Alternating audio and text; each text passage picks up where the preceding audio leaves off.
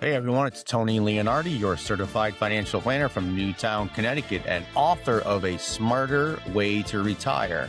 Back with another episode of A Smarter Way to Retire. Over the past couple of weeks, we've been talking about how to think about your retirement in a more organized way. First, we discussed separating your assets into live on and leave on buckets. Last week, I introduced the idea of adding a third bucket, the early retirement income bucket, to help protect against sequence of returns risk in the early years of retirement. Very important. Today, I want to take this concept one step further, because once you understand the three bucket framework, the next question almost always becomes, okay, so how do I actually fill these three buckets in the most smart, tax efficient way?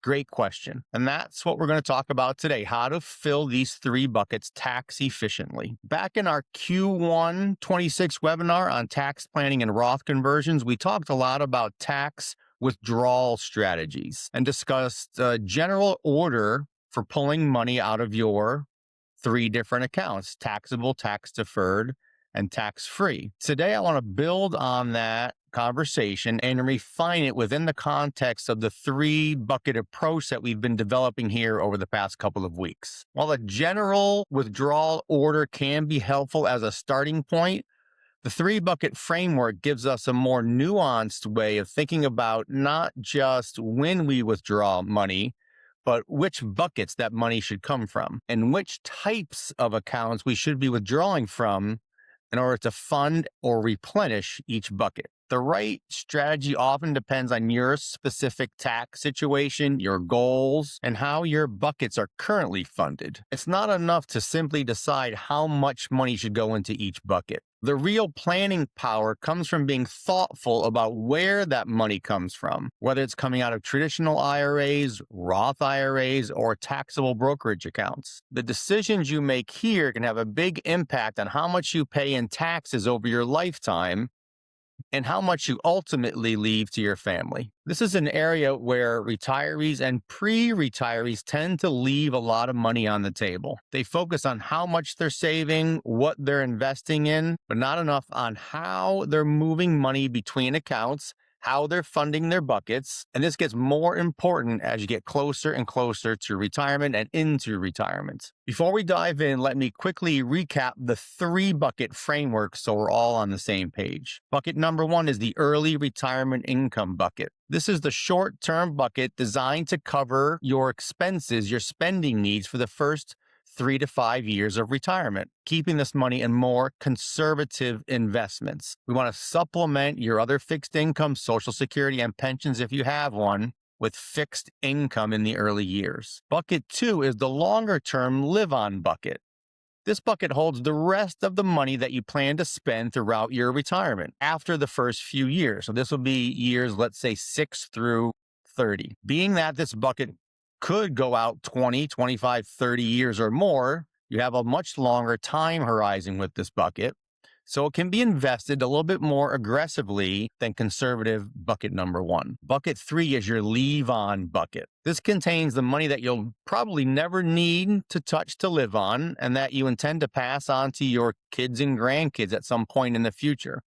Money that you don't expect to spend during your lifetime. This could be 30, 35, 40-year money plus. So now let's talk about how to fund each of these buckets in a tax-efficient manner. Let's start with bucket number one, the early retirement income bucket. There are a couple of schools of thought here, and the right answer for you often depends on your own specific situation and your goals. One common approach is to fund this bucket primarily with taxable accounts first. The reasoning is that money in taxable accounts is usually taxed at lower long-term capital gains rates, and it gives you more control over when you realize those gains. This can help avoid pushing you up into higher ordinary income tax brackets or triggering IRMAA Medicare surcharges early in retirement. And this is what most retirees will do if not given any other options: spend their taxable money first. However, there is a strong argument for using tax-deferred money in your early retirement bucket,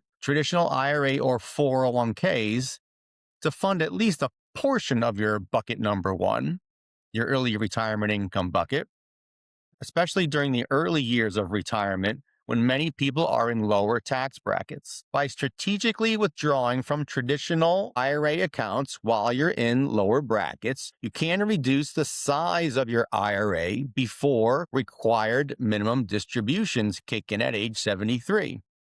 This can lower future RMDs and reduce the amount that your children will eventually have to withdraw and pay taxes on under the 10-year rule. In other words, it can help to pay taxes early on once at lower rates rather than forcing your heirs to pay tax later at potentially higher income tax rates. So which approach is better for you? It really depends on your current tax brackets, your expected future tax situation, the size of your traditional IRAs, and how important legacy planning is to you, or how much do you have in your leave-on bucket. There's no one-size-fits-all answer here. If you'd like some help figuring out how to fund your early retirement income bucket, let me know. Now let's move on to bucket 2, the longer-term live-on bucket. This is the money you're going to spend from, let's say, year 6 to the end of retirement, let's say 30 years out. This is often where Roth conversions can be very powerful. Because this money has a longer-term time horizon, you have more flexibility to do strategic Roth conversions in the early years leading up to retirement or in the early years of retirement before RMDs begin. The idea is to pay the taxes on some of your traditional IRA or 401k money while you're in lower tax brackets.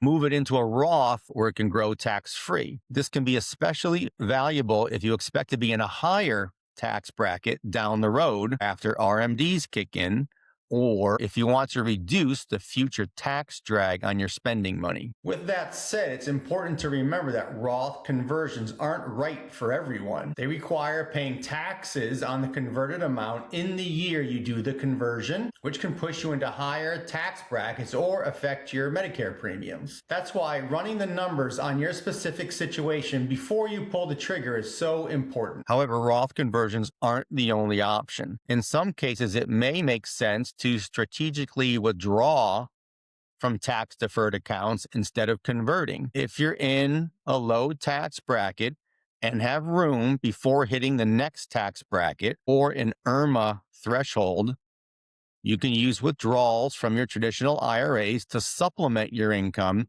and fill up those lower tax brackets. This is like converting to a Roth, but spending the withdrawal instead of converting it.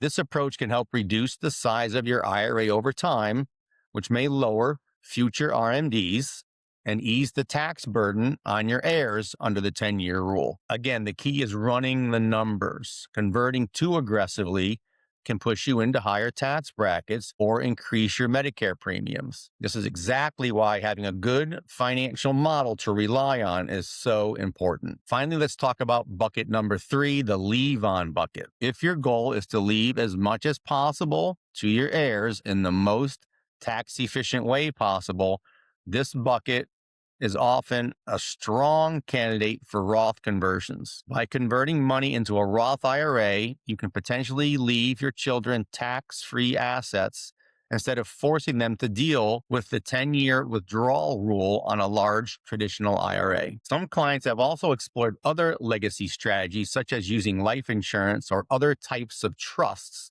to help reduce the tax burden on their heirs. These ideas are covered in more detail in my Smart Tax Shield Legacy Playbook. The key point is the more intentional you are about which accounts you pull from to fund each bucket, the better you can manage your lifetime tax bill and improve what's left for your family. Now, let me share a few important principles to keep in mind when funding your 3 buckets. First, think in terms of tax rate arbitrage. Try to pay taxes in years where your rate is lower rather than higher. This often means doing more Roth conversions in lower income years before RMDs kick in. Second, be mindful of secondary tax consequences. This includes things like IRMAA, Medicare surcharges, taxation of Social Security, how your decisions today might affect your tax picture 5 to 10 years from now, or how your decisions today will affect the taxes that your kids have to pay on what you leave them. Third, recognize that this is not a one-time decision. As your situation changes,